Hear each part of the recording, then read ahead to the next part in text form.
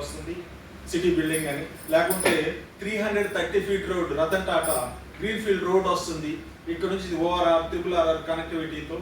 అలాగే greenfield express highway 12 lines వస్తుంది ఇక్కడ నుంచి బందర్ పోర్టు వరకు కూడా, డ్రై పోర్ట్ ఒకటి వస్తుంది. ఇలాంటివి చెప్పేసి మేము వాళ్ళు ఎక్కడి నుంచి వచ్చిందో దాని ప్రభావం చూపిస్తుంది కదా, ఆంధ్ర వరకు వెళ్తుంది. యాక్చువల్గా ఎగ్జాంపుల్ ఏంటో చెప్పమంటారా? హైటెక్ సిటీ మీ అందరికీ తెలుసు కదా. హైటెక్ సిటీ ఎన్ని ఎకరాలు నిర్మించారు అంటే ఒక 200 ఎకర్స్లో ఒక బిల్డింగ్. దాని చుట్టుపక్కల ఏం లేవు సార్, అది ఒక కొండలో ఉన్నటువంటి బిల్డింగ్. అప్పుడు ఆ సీఎంని విమర్శించిన వాళ్ళు అందరూ తీసుకెళ్ళి డబ్బంతా అక్కడ తగలబెట్టాడు, ఎవరు వస్తారు, ఏ కంపెనీ.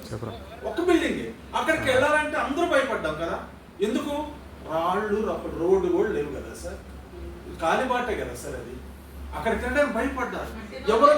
మట్టిలో అక్కడ ఎకరం ఎంతో తెలుసాం అప్పుడు 2 lakhs per acre. 2 lakhs మీకు తెలిసే ఉండొచ్చు. అది వచ్చిన తర్వాత గ్రాడ్యువల్గా డెవలప్మెంట్. మీలాంటి వాడు ఒక వెంచర్ వేస్తే అరే అది 500 రూపాయలు per square yard కొనమంటే నాకు వద్దన్న వాళ్ళే ఉన్నారు ఆ రోజు. కానీ ధైర్యం చేసి కొన్నవాళ్ళు ఉన్నారు. 1000 గజాలు, 2000 గజాలు, 3000 గజాలు కొన్నవాళ్ళు ఉన్నారు.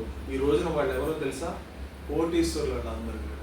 మరి ఆ రోజున అమ్మిన వాళ్ళు ఎవరు? మనలాంటి వాడు కాదు అమ్మిన వాళ్ళు. ఏమి లేనప్పుడు అమ్మారు కదండి. మరి అమ్మకపోతే అన్ని షాపింగ్ మాల్స్ ఎందుకు వచ్చినాయి? ఐరిస్ టవర్స్ ఎలా వచ్చినాయి? సాఫ్ట్వేర్ కంపెనీస్ ఎలా వచ్చినాయి? అవన్నీ కూడా ఎలా వచ్చినాయి? ఆ స్థలాన్ని అమ్మితేనే కదా. ఎవరు అమ్మింది? మనమే కదండి. మరి ఎక్కడో ఉన్నటువంటి దాన్ని ఏం చెప్పారు లీడర్స్? ఏం చెప్పారు? రియల్ ఎస్టేట్ అమ్మి చేసిన వాళ్ళు ఏం చెప్పారు? ఆ రోజున ఏం వస్తాయి అని చెప్పారు. ఎలా కస్టమర్ నమ్మించారు ఒక్కసారి అర్థం చేసుకోండి. ఏమి లేవు కదా, కానీ కస్టమర్ నమ్మించింది. ఆ నమ్మకం వృధా అవ్వాలి. నిజంగా అలాగే అయింది కదా.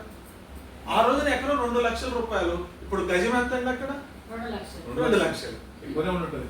ఇంకెక్కువే ఉంటుందా? ఆయన ఎక్కడ ఓపెన్ ఫ్లాట్ అక్కడ ఏడుందన్నమాట. మరి ఈ రోజున మన ప్రాజెక్ట్ దగ్గర ఏమి ఎట్లుందంటారు?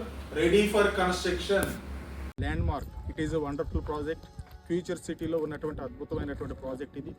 ఇది అన్నిటికీ కూడా అందుబాటులో ఉన్నటువంటిది. మంచి రిటర్న్స్ వచ్చేటువంటి ప్రాజెక్ట్. మిడిల్ క్లాస్కి కూడా అందుబాటులో ఉన్నటువంటి ప్రాజెక్ట్.